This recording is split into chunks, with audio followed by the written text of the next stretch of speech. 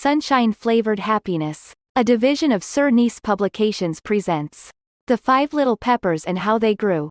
Chapter 1. A Home View. By Margaret Sidney. Designed by C. Owens. The little old kitchen had quieted down from the bustle and confusion of midday. And now, with its afternoon manners on, presented a holiday aspect.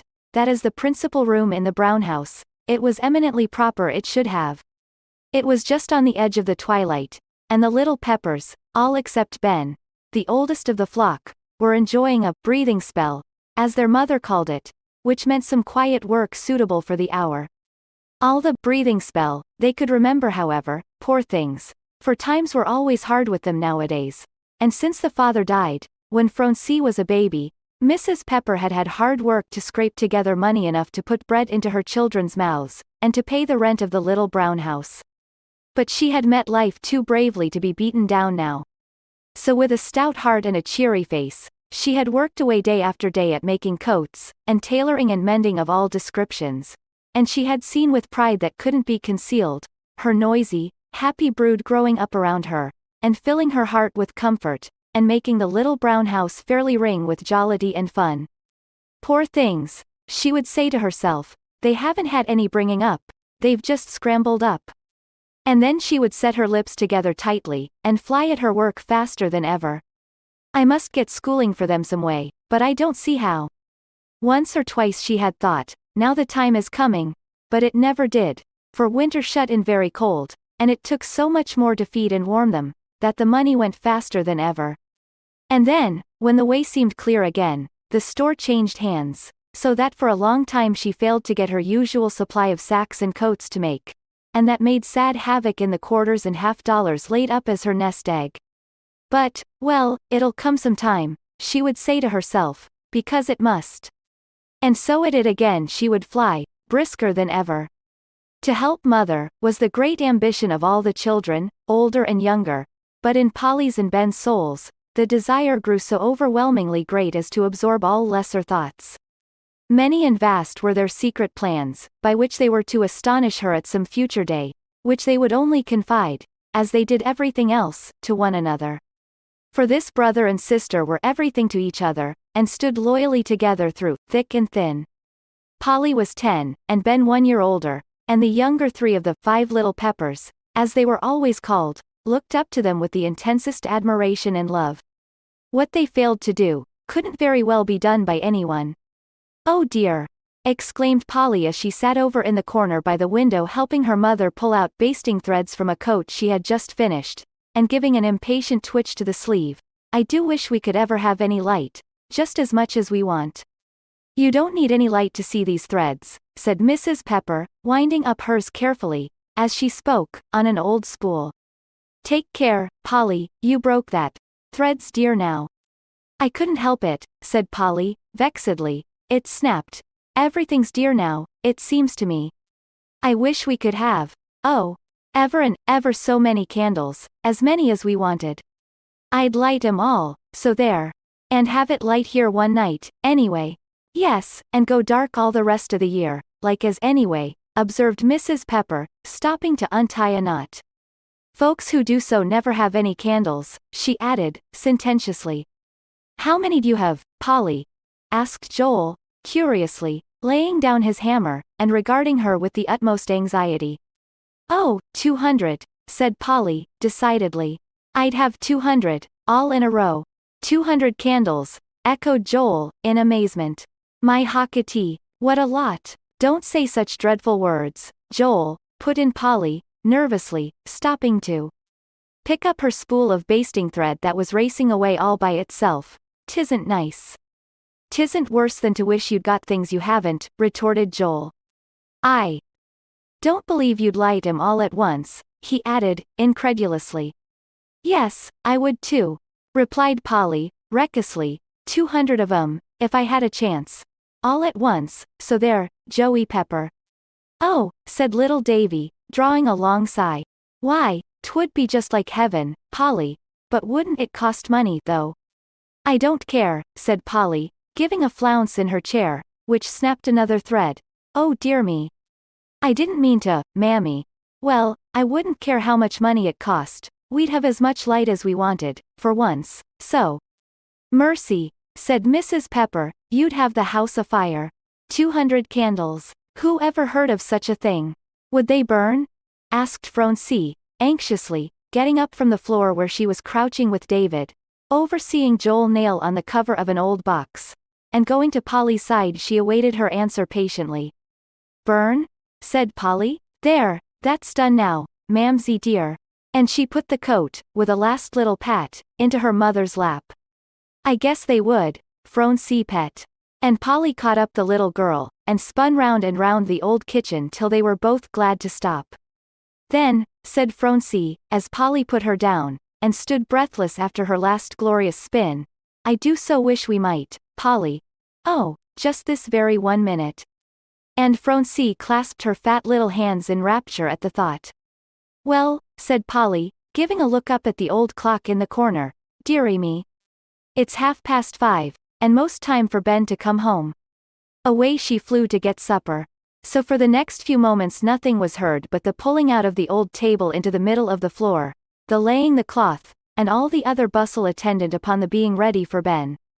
Polly went skipping around, cutting the bread, and bringing dishes, only stopping long enough to fling some scraps of reassuring nonsense to the two boys, who were thoroughly dismayed at being obliged to remove their traps into a corner. Francie still stood just where Polly left her. 200 candles. Oh, what could it mean? She gazed up to the old beams overhead, and around the dingy walls, and to the old black stove, with the fire nearly out, and then over everything the kitchen contained, trying to think how it would seem to have it bright and winsome and warm. To suit Polly. Oh, she screamed. Goodness, said Polly, taking her head out of the old cupboard in the corner. How you scared me, Francie. Would they ever go out? Asked the child gravely, still standing where Polly left her. What? Asked Polly, stopping with a dish of cold potatoes in her hand. What, Francie? Why, the candles, said the child, the ever and ever so many pretty lights. Oh, my senses, cried Polly, with a little laugh, haven't you forgotten that? Yes, no, that is, Francie, if we could have 'em at all, we wouldn't ever let 'em go out. Not once? Asked Francie, coming up to Polly with a little skip, and nearly upsetting her, potatoes and all. Not once, Polly, truly? No, not forever and ever, said Polly. Take care, Francie. There goes a potato. No, we'd keep 'em always. No, you don't want to, said Mrs. Pepper, coming out of the bedroom in time to catch the last words. They won't be good tomorrow. Better have them tonight, Polly. Ma'am, said Polly, setting down her potato dish on the table, and staring at her mother with all her might. Have what, mother? Why, the potatoes, to be sure, replied Mrs. Pepper. Didn't you say you better keep them, child? 'Twasn't potatoes, at all, said Polly, with a little gasp. 'Twas, dear me. Here's Ben. For the door opened, and Francie, with a scream of delight, bounded into Ben's arms. It's just jolly, said Ben, coming in, his chubby face all aglow, and his big blue eyes shining so honest and true. It's just jolly to get home. Supper ready, Polly? Yes, said Polly, that is, all but, and she dashed off for Francie's eating apron. Sometime, said Francie, with her mouth half full, when the meal was nearly over, we're going to be awful rich. We are, Ben, truly. No? Said Ben, affecting the most hearty astonishment. You don't say so, chick. Yes, said Francie, shaking her yellow head very wisely at him, and diving down into her cup of very weak milk and water to see if Polly had put any sugar in by mistake, a proceeding always expectantly observed. Yes, we are really, Benzie, very dreadful rich. I wish we could be rich now, then, said Ben, taking another generous slice of the brown bread. In time for Mamsie's birthday, and he cast a sorrowful glance at Polly. I know, said Polly, oh dear. If we only could celebrate it. I don't want any other celebration, said Mrs. Pepper, beaming on them so that a little flash of sunshine seemed to hop right down on the table, than to look round on you all. I'm rich now, and that's a fact. Mamsie don't mind her 5 brothers, cried Polly, jumping up and running to hug her mother, thereby producing a like desire in all the others. who immediately left their seats and followed her example. "Mother's rich enough," ejaculated Mrs. Pepper, her bright, black eyes glistening with delight, as the noisy troop filed back to their bread and potatoes. "If we can only keep together, dears, and grow up good, so that the little brown house won't be ashamed of us, that's all I ask." "Well," said Polly, in a burst of confidence to Ben, after the table had been pushed back against the wall, the dishes nicely washed, wiped, and set up neatly in the cupboard, and all traces of the meal cleared away. "I don't care. Let's try and get a celebration, somehow, for Mamsie." "How are you going to do it?" asked Ben, who was of a decidedly practical turn of mind, and thus couldn't always follow Polly in her flights of imagination. "I don't know," said Polly, "but we must some way." "Pho, that's no good," said Ben, disdainfully. Then seeing Polly's face, he added kindly, "Let's think, though, and perhaps there'll be some way." "Oh, I know," cried Polly, in delight. "I know the very thing, Ben. Let's make her a cake. A big one, you know, and she'll see you bake it," said Ben. "Or else she'll smell it, and that'd be just as bad." "No, she won't either," replied Polly. "Don't you know she's going to help Mrs. Henderson tomorrow, so there." "So she is," said Ben. "Good for you, Polly, you always think of everything." "And then," said Polly, with a comfortable little feeling at her heart at Ben's praise, "why, we can have it all out of the way splendidly, you know, when she comes home, and besides, Grandma Bascom'll tell me how. You know we've only got brown flour, Ben. I mean to go right over and ask her now."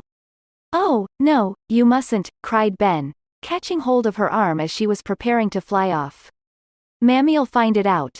Better wait till tomorrow. And besides, Polly," and Ben stopped, unwilling to dampen this propitious beginning. "The stove'll act like everything, tomorrow." "I know, 'twill. Then what'll you do?" "It shan't," said Polly, running up to look it in the face. "If it does, I'll shake it, the mean old thing." The idea of Polly's shaking the lumbering old black affair sent Ben into such a peal of laughter that it brought all the other children running to the spot, and nothing would do but they must one and all be told the reason. So Polly and Ben took them into confidence, which so elated them that half an hour after, when long past her bedtime, Phronsie declared, "I'm not going to bed. I want to sit up like Polly." "Don't tease her," whispered Polly to Ben, who thought she ought to go, so she sat straight up on her little stool, winking like everything to keep awake. At last, as Polly was in the midst of one of her liveliest sallies, over tumbled Phronsie, a sleepy little heap, upon the floor. "I want to go to bed," she said. "Take me, Polly." "I thought so," laughed Polly, and bundled her off into the bedroom. This was Chapter 1, A Home View, of Margaret Sidney's The 5 Little Peppers and How They Grew. Designed by C. Owens. Presented by Sunshine Flavored Happiness, a division of Sir Nice Publications. Stay tuned next week for the next chapter.